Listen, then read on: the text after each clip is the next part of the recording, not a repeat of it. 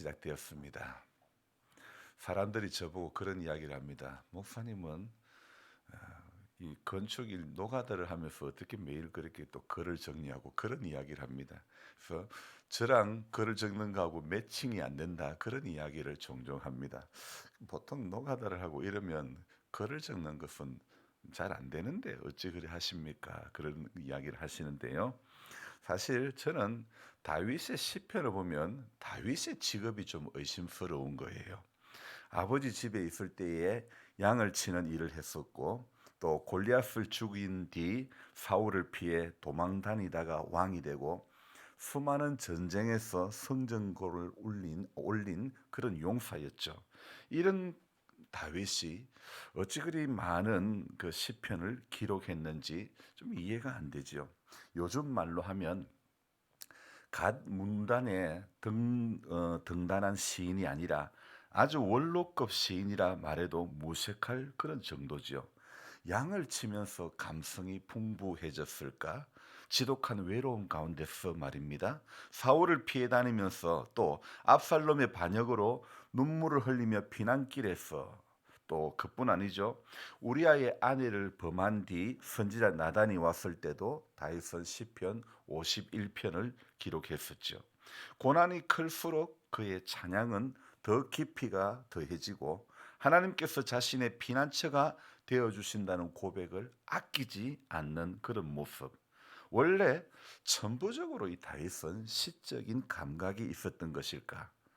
아니면 지독한 외로움 가운데 있는 모든 인생이 사실 다 이 시를 쓸 수 있는 것은 아니란 말입니다. 수많은 전쟁을 치른 용사가 자신은 무사했어. 자기는 죽지 않고 무사했어. 그래서 하나님은 자기의 피난처라고 고백할 수 있는 것 또한 아니지 않습니까? 무엇이 다윗을 하여금 그렇게 수많은 아름다운 신앙의 고백, 이런 시편들을 기록하게 하였을까? 아니, 어떤 고생할 때, 고난이 겹칠 때 시를 쓰면서 고생과 고난의 시간을 넘어서는 방편이 될 수도 있긴 합니다. 다윗의 시편을 그렇게 받아들여야 하는가? 만약에 이런 의도로 시를 썼다면 합당한 것일까? 저는 단순히 이 문제만은 아닌 것 같습니다. 이유가 무엇일까? 저는 감히 이렇게 말씀드리고 싶습니다.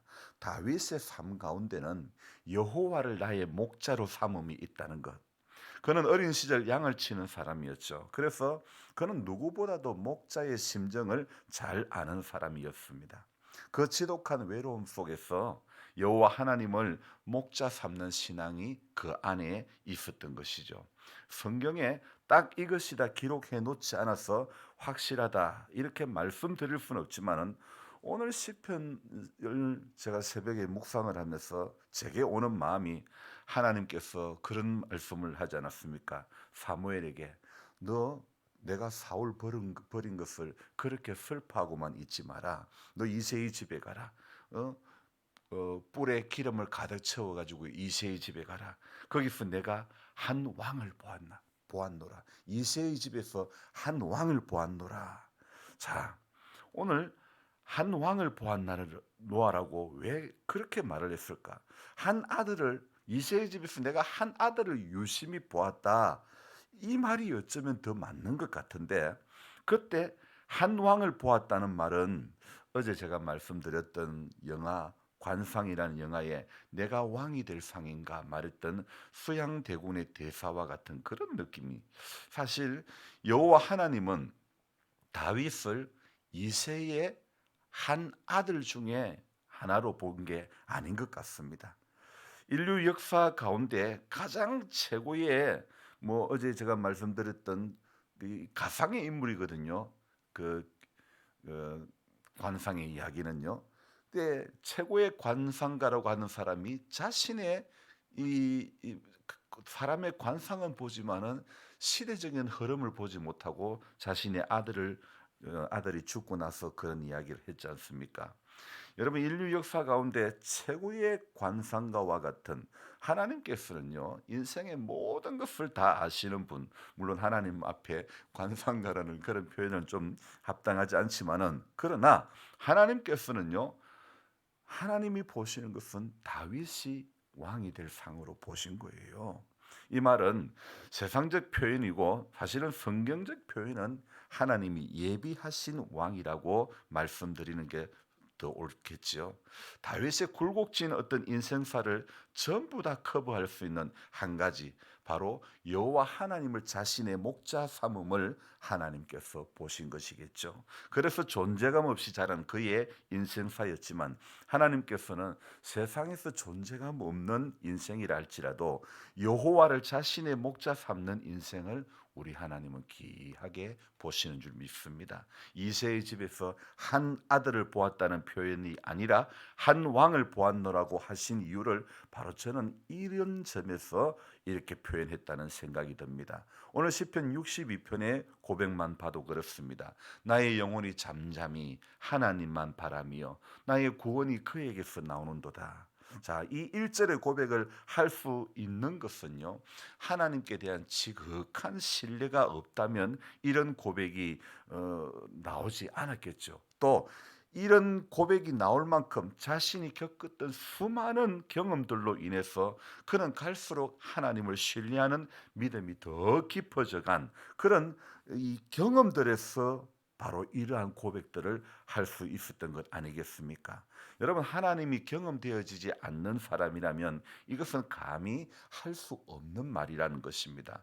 하늘에서 내리는 눈을 경험해 보지 않은 아프리카 사람들에게 눈을 한번 이렇게 설명을 해보라고 말한다면 추울 때 하늘에서 내리는 하얀 얼음 가루 같은 것이라고 아무리 말을 해도 추운 것을 경험해 보지 않는 이들에게, 또 얼음도 쉽게 경험해 보지 않는 이들에게 눈을 설명한다는 것은 쉬운 게 아니겠죠. 여러분, 자신에게 경험되어진 그것으로 하나님을 더욱 신뢰하는 길로 걸어간 다윗의 삶이었기 때문에 하나님께서 내가 오늘 이새의 집에서 한 왕을 보았노라, 그렇게 말씀하신 것 같은 그런 생각을 해봅니다. 여러분, 이런 의미에서 오늘 이 다윗의 시편 62편은요 다윗의 시 가운데서도요 아주 명작 중에 명작으로 꼽히는 시라는 겁니다. 여러분, 세계적인 명작이요 그냥 탄생되는 것은 아닙니다. 세계적인 명작을 쓴 사람들 보면요 정말 어떤 심한 고난을 겪었을 때에 그 고난이 사람을 영적으로 이렇게 성장시키고 그 고난이 사람에게 예술적인 감각을 더 이렇게 풍성하게 고치시켜 주가지고 세계적인 작품을 이렇게 쓰게 되는 거죠. 여러분, 인생을 살면서요 죽으라는 법은 없는 것이죠. 어려움이 있으면 그 어려움의 시간들을 통해서 쓰러지고 망하고 죽고 죽음으로 끝나는 것이 아니라 어려움 속에서 그 추위 속에서 어김없이 오래도요 분명히 가지에 우미 돋고 싹이 돋아나는 것입니다. 어머니 살아계실 때 제 어머니께서 이런 말씀하셨습니다. 한겨울에 이렇게 한겨울 지나고 처음 나오는 부추는 아무도 안 준다. 그러면서 신문지에 곱게 싸주셔서 그만큼 귀한 것이다면서 저를 싸주셨는데, 여러분 그렇습니다. 추운 겨울 언 땅 가운데서도 부추가 정말 이렇게 죽지 않고 생명의 기운이 그 안에 있어서 이렇게 겨울을 나고 봄에 나오는 거 보면요 참 그 언 땅 가운데서도 부추에게 하나님께서 생명의 기운을 이렇게 주셨기 때문에 자 그렇게 그 겨울을 날 수 있었던 것이죠. 여러분, 지천에 널린 냉이는 어떻게 그 겨울을 보일러도 한번 틀어주지 않았는데 이불 한 조각도 없었는데 어찌 그 모진 칼바람과 살을 도려내는 듯한 그 추위를 견뎌냈을까요? 하나님께서 견뎌낼 수 있는 유전자를 주신 것 외에는 달리 설명할 방법이 없는 거예요. 여러분, 날이 추워지기 시작하면 나무는 물을 마시지 않고 이게 물을 마시지 않으니까 입이 다 떨어지는 거예요. 그리고 겨울을 납니다. 봄이 찾아오면 나무는 또 물을 마시기 시작합니다. 그리고 잎을 내기 시작합니다. 너무 신기하지 않습니까? 나무가 물을 마시고 안 마시고 뿌리를 통해서 물을 빨아들일 때가 있고 나무 속에서 물을 내릴 때가 있다는 것. 만약 추운 겨울에도 물이 내려가지 않고 나무가 물을 머금고 있다면 그 나무는 겨울에 얼어 죽고 말 것이기 것이 많은 것이죠. 봄에 잎을 띄우는 것도 그의 열매를 얻기 위해서죠. 열매를 다 맺은 나무는 또 늦가을에 잎을 지우고 마는 것입니다. 여러분, 우리네 신앙도요, 우리네 인생 가운데서도 나무에 물을 올림과 내림과 같은 이런 지혜가 필요한 것입니다. 세상 모든 근심을 다 지우고, 오늘 우리 찬송 드렸던 것처럼 주 안에 있는 나에게 딴 근심 있으랴 십자가 밑에 나아가 내 짐을 풀었네. 여러분, 십자가 밑에 나와서 우리 짐을 매일 풀어야 될 줄 믿습니다. 주님을 찬송하면서 할렐루야 할렐루야, 지금 이 물을 끌어올릴 때인지 지금 이 물을 내릴 때인지 말 못하는 나무도 그 때를 알고 있는 겁니다. 하물며 생육하고 번성하고 다스리는 권세를 받은 우리들이 이 이치를 모르고 어찌 하나님을 믿는다고 말할 수 있겠습니까? 오늘 시인은 2절의 끝자락에서 이렇게 고백하고 있습니다. 내가 크게 흔들리지 아니하리로다. 오늘 이 시인의 고백 2절 끝에 보면 내가 크게 흔들리지 않는다, 이런 아니하리로다 이렇게 고백하고 있지만은 시인의 2절 끝부분을 세번역 성경으로 보면 이렇게 이야기하고 있습니다. 하나님만이 나의 반석, 나의 구원, 나의 요새이시니 나는 결코 흔들리지 않는다, 이렇게 고백을 하고 있는 것입니다. 이 문장은 어떻게 해석이 맞는 것일까? 만약에 자신이 진짜 흔들리지 않는다면 오늘 세번역 성경에, 지금 우리 개역 개정에는 내가 크게 흔들리지 아니하리로다 이렇게 번역이 되어 있지만은 세번역에는 내가 결코 흔들리지 않는다 이렇게 고백하고 있는 것이죠. 자, 그렇다면 우리가 생각해 보는 것은, 자신이 진짜 흔들리지 않는다면 굳이 이렇게 결코 흔들리지 않는다 이런 표현을 할 필요가 있을까요? 자신의 영혼이 잠잠히 하나님만 바람이여 이렇게 1절에서도 고백을 하고 있지만은 사실은 뭔가 암시하는 바가 있다는, 그래서 1절과 2절을 조합해서 볼 때에 사실은 이 다윗의 마음에 약간의 흔들림이 있음을 우리는 알 수 있습니다. 저도 여러분도 마찬가지입니다. 목사가 되면 안 흔들립니까? 여러분, 중직이 되면 안 흔들립니까? 예수 10년 이상 믿으면 흔들리지 않습니까? 오늘 이 시는 언제 기록을 했냐면요, 압살롬의 반역으로 인해서 피해서 도망갈 때, 그럴 때 지어진 시라는 겁니다. 여러분, 한번 생각해 봅시다. 아들이 아버지를 죽이려고 달드는데 그 흔들리지 않을 사람이 누가 있겠습니까? 사람은 누구나 다 흔들릴 수 있습니다. 누구나 다 넘어질 수 있습니다. 문제는 흔들리고 넘어졌을 때 그때 어떻게 해야 되느냐. 우리는 오늘 누구나 다 인생을 살면서 때로는 신앙의 힘을 못 내고 예수를 믿고 목사가 돼도 저도요, 왜 이렇게 제 마음을 컨트롤 못할 때가 얼마나 많은지 몰라요. 그래서 종종 또제 누님에게 혼도 나기도 하고 그랬는데요. 사실 그래요. 목사가 돼도 흔들릴 때가 참 많았습니다. 누구나 다 흔들릴 수 있습니다. 그러나 흔들리는 그 경험은 다 할 수 있지만은, 그러나 넘어지고 쓰러지고 흔들릴 때 그때 우리는 어떻게 해야 되느냐? 오늘 시인은 자신도 인간인지라 흔들림의 시간 가운데서 그가 하는 고백이 있습니다. 우리는 오늘 그의 고백을 붙잡아야 되고 그의 고백이 오늘 우리의 고백이 되어야 될 것 같습니다. 그가 하는 고백이 무엇입니까? 8절을 우리 같이 읽겠습니다. 백성들아, 시시로 그를 의지하고 그의 앞에 마음을 토하라. 하나님은 우리의 피난처시로다. 아멘. 오늘 시인은 뭐라고 말합니까? 시시로 그를 의지하고 그의 앞에 마음을 토하라. 하나님은 우리의 피난처시로다. 여러분, 시인은요, 자기의 속마음을 하나님 앞에, 인생의 속마음을 하나님 앞에 털어놓으라고 말하고 있죠. 여러분, 아무리 친한 친구도 상황에 따라 가지고요, 내 것 빼앗으려고 달드는 겁니다. 자식도 못 믿을 판에 어찌 친구를 믿을 수 있단 말입니까? 여러분, 그래서 우리가 아무리 친하다 그래도요, 뭐 간이고 쓸개고 다 빼줄 것 같아도 세상은 자식도 못 믿을 판입니다. 압살롬의 반역으로 다윗은 이미 대인 신뢰도는 급격히 떨어졌습니다. 그래서 더더욱 나의 영혼이 잠잠히 하나님만 바라미요, 이렇게 고백하고 있는 것 아니겠습니까? 그러니 이 다윗의 이 1절의 고백은요, 1절 한 번으로 끝나는 게 아닙니다. 5절을 한번 볼까요? 5절에도 나의 영혼아 잠잠히 하나님만 바라라, 물은 나의 소망이 그로부터 나오는도다. 오늘 1절과 5절은 같은 맥락의 말씀이죠. 두 번이나 반복되고 있는 이 시인의 고백, 잠잠히 하나님만 바라라, 하나님만 바라라, 자기 자신에게 고백하는 거 아닙니까? 왜 그럴까요? 그리 해야 될 분명한 이유가 있는 것입니다. 스스로 그를 의지하고 그의 앞에 마음을 토해놓고 허물없이 말할 수 있는 친구도 없고 오직 하나님 한 분밖에 없기 때문에, 그래서 다윗은 나의 영혼아 잠잠히 하나님만 바람이여 이렇게 고백하는 것입니다. 실시로 그를 의지하고 그의 앞에 마음을 토하라. 하나님은 나의 피난처시다.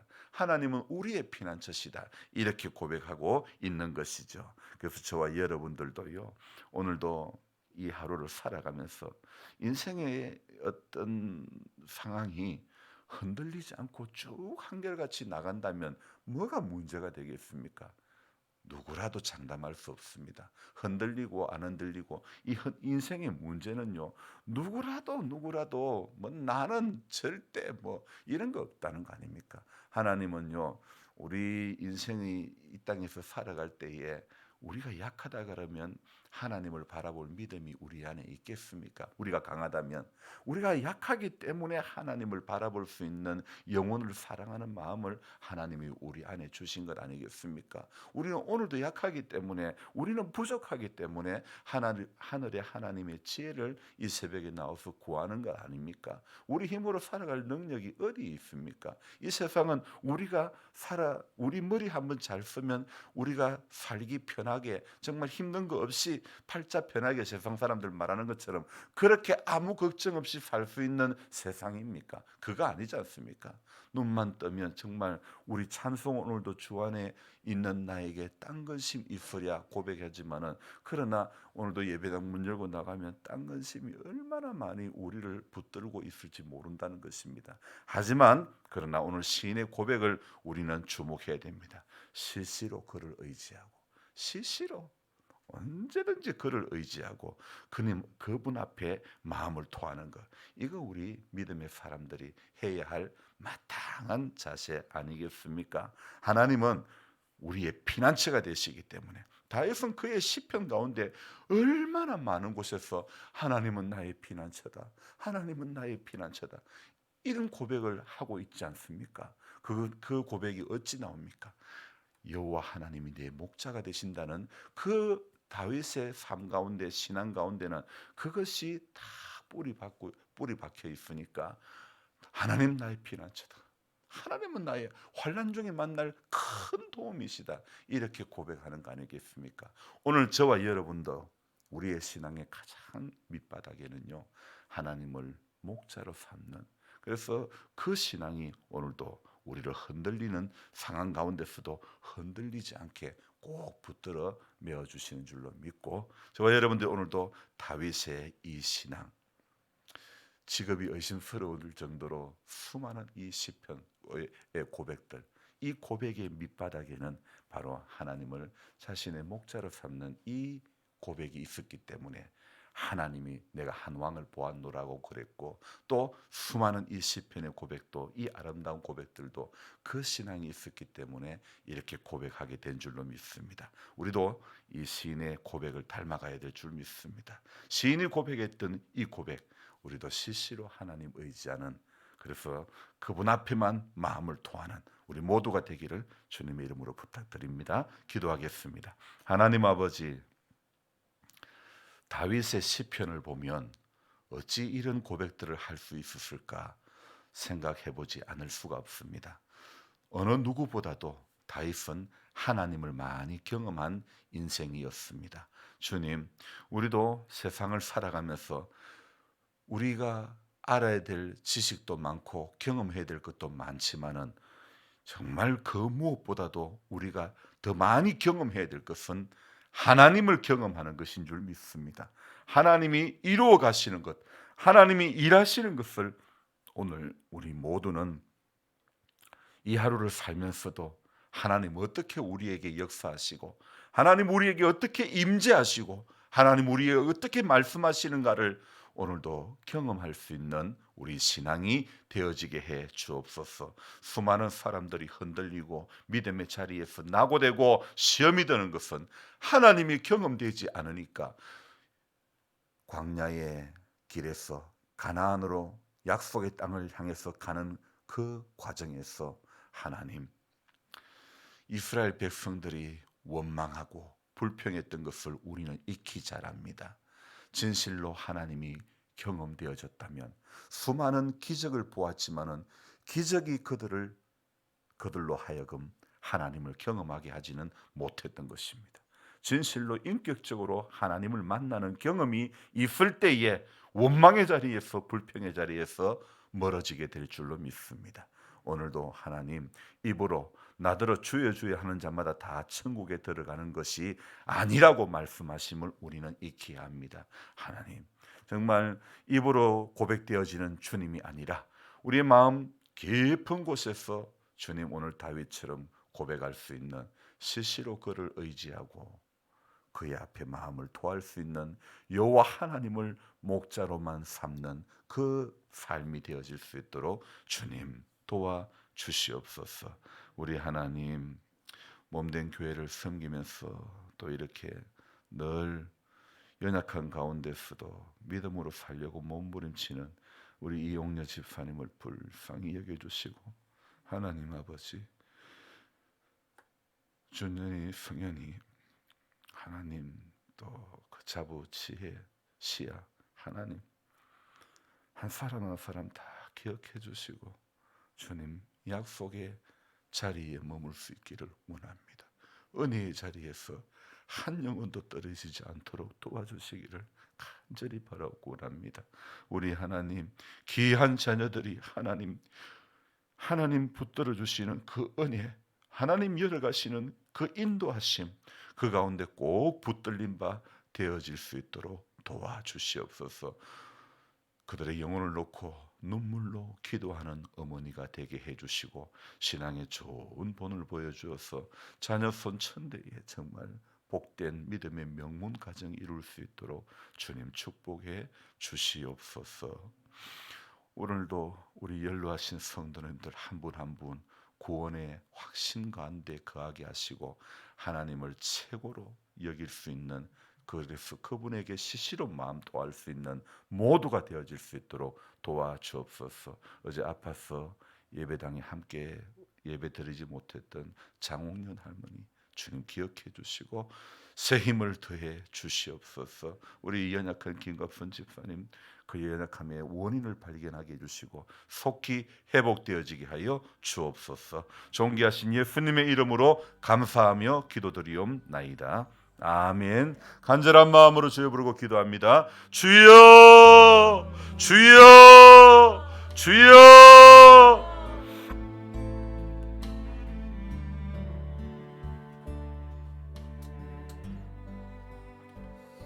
고마우신 우리 하나님, 이날도 감사를 드립니다.